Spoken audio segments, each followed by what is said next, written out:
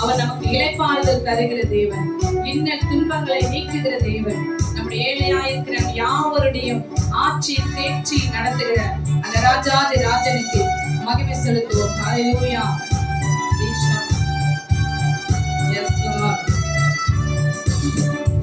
இளைப்பாறுதல் தரும் தேவனே, இன்னல் துன்பம் நீக்கும் பொருள் ஆதரனே, இலை என்னை ஆட்சி தேற்றி காத்திடும் சரணம் சரணம் சரணம். இளைப்பாறுதல் தரும் தேவனே, இன்னல் துன்பம் நீக்கும் பொருள் ஆதரனே, இலை என்னை ஆட்சி தேற்றி காத்திடும் சரணம் சரணம் சரணம். இயேசுராஜனின் திருவாடிக்கு சரணம் சரணம் சரணம். ஆத்மநாதனின் மலரடிக்கு சரணம் சரணம் சரணம். பலவீனம் யாவும் அவர் போக்குகிறவர், நமக்கு பலன் தருகிறவர். நம்முடைய ஆவி ஆத்மா சரீரத்தை தேவனுடைய கரத்தில் ஒப்பு கொடுக்கும் போது அவர் பலவீனங்களை நீக்கி பலப்படுத்துகிறவர். ஹல்லேலூயா.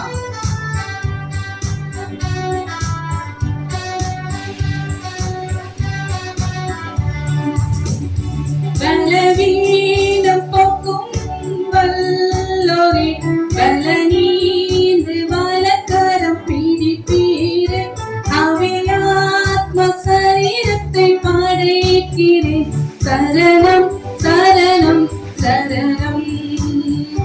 பலவீனம் யாவும் போக்கும் வல்லோரே, பலனீந்து வலக்கரம் பிடிப்பீரே, ஆவியாத்ம சரீரத்தை படைக்கிறேன் சரணம் சரணம் சரணம்.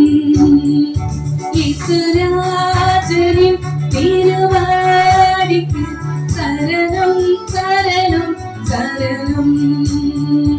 ஆத்மநாதனின் மலரடிக்கு சரணம் சரணம் சரணம்.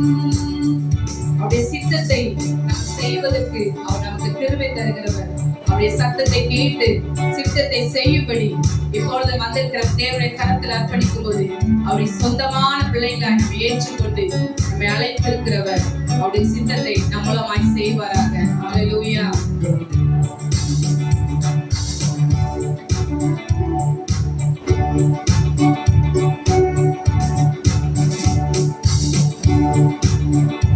உந்தன் சித்தம் செய்ய அருள் தாருமே, எந்தன் சித்தம் என்றும் தீவிப்பீரே, சொந்தமாக இன்று என்னை ஆட்கொள்ளும் சரணம் சரணம் சரணம்.